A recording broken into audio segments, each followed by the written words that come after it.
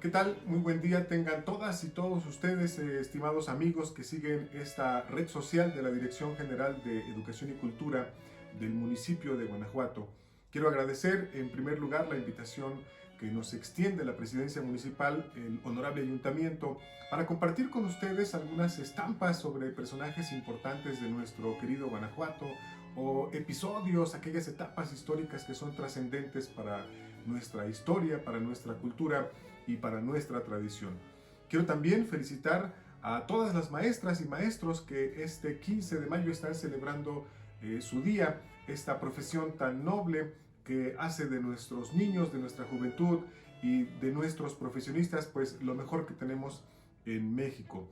Y en esta ocasión quiero platicarles algunas estampas sobre Juan Antonio de Riaño y Bárcena, a propósito de que el día de mañana, el 16 de mayo, se celebra un aniversario más de su nacimiento. Juan Antonio de Riaño y Bárcena nació el 16 de mayo de 1757 en Liérganes, en Vallecarriedo, Santander, España. Un personaje que fue educado para servir a la Armada y se incorpora al servicio de la monarquía española como guardia marina, es decir, como alumno de la Escuela Naval Militar. Se mantiene en esa condición hasta 1775, cuando se graduó como alférez de fragata, y en 1778 fue ascendido a alférez de navío. Para 1780 fue nombrado teniente de fragata y en 1781 teniente de navío. Con ese nombramiento viajó a América acompañando la expedición del conde de Galvez a la Florida.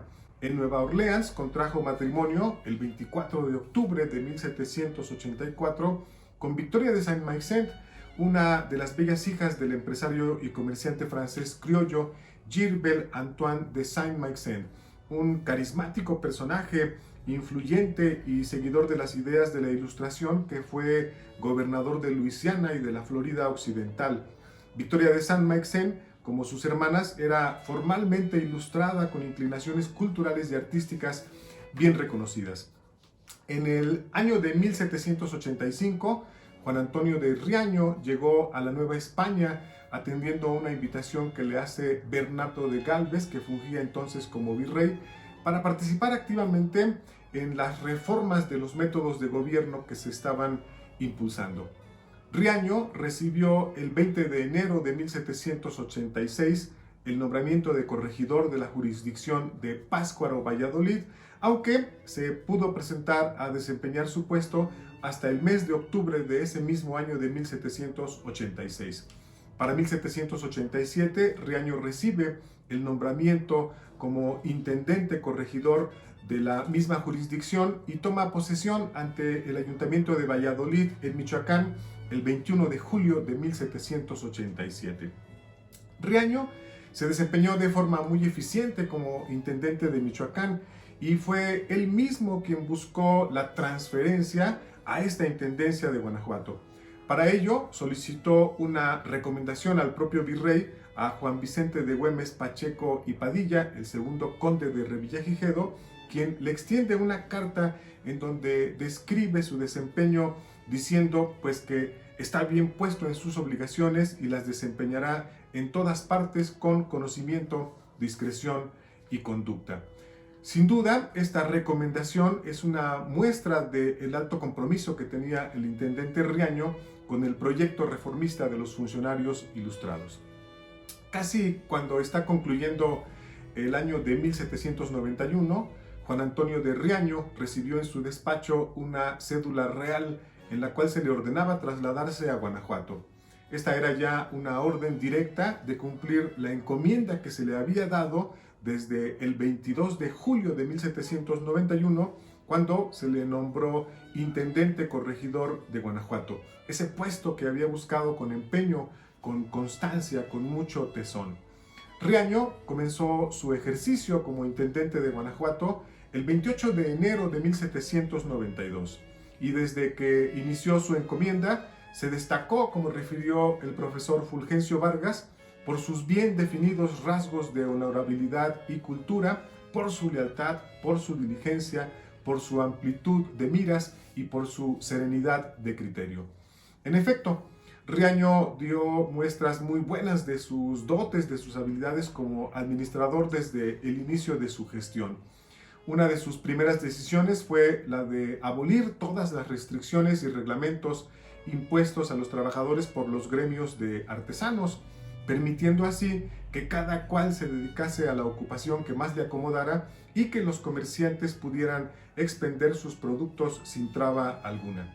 Esta acción de alto impacto le permitió atraer la atención de todos en Guanajuato hacia su persona. El intendente Riaño presidió por primera vez el Cabildo de Guanajuato el 31 de enero de 1792 y destaca de esa sesión lo que ordenó en beneficio del pueblo. Primero, la compra de 50,000 fanegas de maíz para garantizar un buen precio y el abasto. Segundo, ordenó que se liberara el oficio de panadero para evitar así el lucro de elaborar panes con harinas de mala calidad. La ordenanza establecía que la condición para todos sería la de elaborar pan con una buena harina, bien amasado y cocido. Y además establecía que cada panadero pusiese una señal distintiva a su pan para poder identificarlo. Pero, ¿cómo era entonces Guanajuato? ¿Cómo era el Guanajuato que conoció el intendente Riaño? La ciudad a la que llegó el intendente Riaño había experimentado desde los inicios de la segunda mitad del siglo XVIII un notable crecimiento demográfico. Para 1742, por ejemplo, tenía un poco más de 34,000 habitantes, mientras que para 1790, según el censo de Revillagigedo, la población superaba ya los 55,000 habitantes, de los cuales unos 32,000 vivían en lo que conocemos actualmente como el centro histórico. Y más aún, para 1810, la población del distrito minero de Guanajuato llegaba casi a los 100,000 habitantes, en tanto que la intendencia en su conjunto superaba los 576,000. De suerte tal que la intendencia y la ciudad de Guanajuato se mostraban a fines del siglo XVIII y principios del XIX como algunos de los centros urbanos más densamente poblados de la Nueva España. Este distrito minero de Guanajuato incluía poblaciones de menor dimensión, pero no de menor importancia en cuanto a la producción de minerales. Algunas de esas poblaciones, como el Mineral de Valenciana, el Mineral de Santa Rosa, el Real de Santana, el de Santiago de Marfil, que tenía funciones adicionales como apoyar el abasto de materias primas, granos y bestias de trabajo, entre otras. La población vivía distribuida principalmente en barrios. Se calcula un poquito más de 10 barrios hacia 1750, los cuales se integraron junto con las antiguas haciendas de beneficio que se ubicaban en el casco de la ciudad, con aquellas que traspasaban los límites urbanos, en donde existían también haciendas de beneficio que tenían sus pueblos o cuadrillas. La población de Guanajuato era entonces una amalgama integrada fundamentalmente por mestizos, por españoles, por indios, por negros y mulatos. La actividad económica predominante era la minería. Según David Braden, la minería ocupaba el 55% de la fuerza de trabajo masculina, aunque la mujer también desempeñaba actividades en ese giro. El restante 45% se ocupaba de actividades como el comercio, oficios como la herrería, la carpintería, la albañilería. Había también tablajeros, arrieros, aguadores, zapateros, sastres, peluqueros, panaderos, de todo. Había también un sacerdote por cada 1,000 habitantes y un abogado por cada 4,000. Y extraordinariamente, en el censo de 1792, un habitante de la ciudad declaró tener como profesión ser autor de comedias. Algo que puede tener su explicación toda vez que en Guanajuato tenemos un teatro o corral de comedias que funciona desde 1788. La ciudad contaba también con impresionantes obras arquitectónicas, principalmente templos, aunque también había notables casonas palaciegas, un colegio que operaba desde 1732, importantes obras hidráulicas y en fin. La obra de Riaño en este contexto es importante y voy a tratar de describir de manera compendiosa, muy sucinta, algunos de los más importantes logros de la administración del intendente Juan Antonio de Riaño y Bárcena. En materia de administración, Riaño detecta y atiende de manera inmediata los principales problemas de Guanajuato. Procura una mejor traza y una regularización en lo posible de sus calles. Se reparan algunos edificios públicos importantes como las casas consistoriales, la cárcel, los puentes, impulsa la construcción de una nueva lóndiga, el mejoramiento del hospital que se tenía en la ciudad, impulsa la creación de escuelas públicas para niñas y para niños. Además, luego impulsará junto con su esposa Victoria Meixen la introducción de un método moderno de educación. Impulsa también un conjunto de obras que tenían como propósito mejorar las condiciones que tenía nuestro río y evitar así en lo posible las inundaciones de nuestra población. Riaño, cuando llegó, encontró un anquilosado aparato administrativo en la ciudad y en la intendencia. Tomó entonces la decisión de hacer de Guanajuato una verdadera ciudad. Y así, el 6 de marzo de 1792, presentó el plan de los 11 cuarteles en que por ahora se ha dividido la ciudad de Santa Fe de Guanajuato para el más exacto de su policía, con expresión de los señores jueces de ellos. Este es un documento que incluía de inicio un padrón detallado de los vecinos de la ciudad. Luego daba una explicación de la conveniencia del por qué dotar a una ciudad como esta de una división por cuarteles para poder lograr un mejor ordenamiento. Cada cuartel tendría un juez en lugar de los 4 jueces que funcionaban para entonces para toda la ciudad. Estos jueces estarían dotados de facultades como el poder dar auxilio a los vecinos y poder conservar el orden público. Los jueces portarían un bastón para que los pudieran identificar y tenían autorización para encarcelar o para corregir con cualquier método aquello que les pareciera alteraba el orden. Pero siempre tenían la obligación de notificar todas sus acciones al intendente. En materia de limpieza y tránsito, incluyó el intendente una serie de recomendaciones de cumplimiento obligatorio.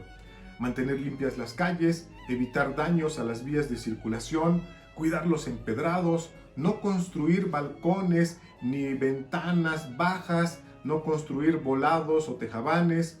Pedía que se evitara la colocación de macetas, de jaulas, de cajones o de cualquier objeto que pusiera en riesgo a los peatones que tendrían que bajar de las banquetas. Exigía, por ejemplo, cuidar y atender las propiedades que por sus malas condiciones podrían venirse abajo.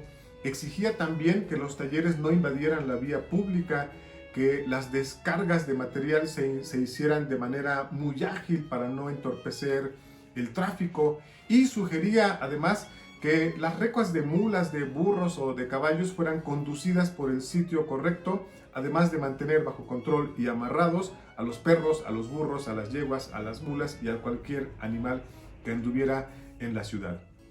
Sobre las vendimias, determinó que solamente se podían establecer en las plazas, nunca en las calles. Se puso especial vigilancia en los expendios de vino y en los tendajones para evitar al máximo los escándalos. Vigilaría sobre todo que los establecimientos comerciales tuvieran siempre productos frescos y de calidad, además de que se pondría orden en materia de juegos de azar, en materia de embriaguez y en materia de la desnudez, que por esa época parece ser era algo más o menos común. Los vagos y los desocupados serían encarcelados y los pondrían a trabajar en obras públicas o privadas dependiendo de las decisiones de la Diputación de Minería. No se permitiría la mendicidad, se procuraría el bienestar de los huérfanos, de las viudas, y a los enfermos se les buscaría ayuda médica. En materia de educación, el intendente Riaño junto con su esposa promovieron la creación de escuelas públicas, impulsaron a los jóvenes para que acudieran a ellas, sensibilizaron a los padres para que comprendieran la importancia de la educación y promovieron algo muy importante, el aprendizaje de las artes y oficios, buscando que los aprendices tuviesen siempre una remuneración, bien por su jornal o bien por su trabajo. En materia de obra pública, el intendente Riaño logró concluir la calzada que comunica al barrio de Jalapita con Marfil. También construyó la calzada que arrancaba en la hacienda de San Agustín y llegaba hasta la presa de la Olla. Se ocupó de la reconstrucción de las casas consistoriales, el actual Palacio Municipal. Se ocupó de la construcción de la bóveda del puente de Nuestra Señora de la Soledad, del puente de Camacho, se ocupó de la limpieza y del empedrado de varias calles, de algunas adecuaciones al colegio en 1796, de la conclusión de la primitiva iglesia del Buen Viaje, de la construcción de la plazuelita del cuartel de San Pedro y de la construcción y modernización del Hospital de Belén. Pero la Alhóndiga de Granaditas es sin duda la más importante de las obras públicas de su gobierno, tanto por su capacidad como por su moderno diseño. El intendente puso especial atención a los temas sanitarios, aquellos relacionados con la salud pública. Por ello, atendió, ya lo dijimos, al mejoramiento del Hospital de Belén. El intendente dispuso, ante la terrible presencia de la epidemia de viruela en 1797, que se inoculara a la población. Pero, ante la negativa de la sociedad, tuvo que conformar cuadrillas que visitaron todos los hogares para lograr inocular a los pequeños, logrando así salvar una gran cantidad de vidas.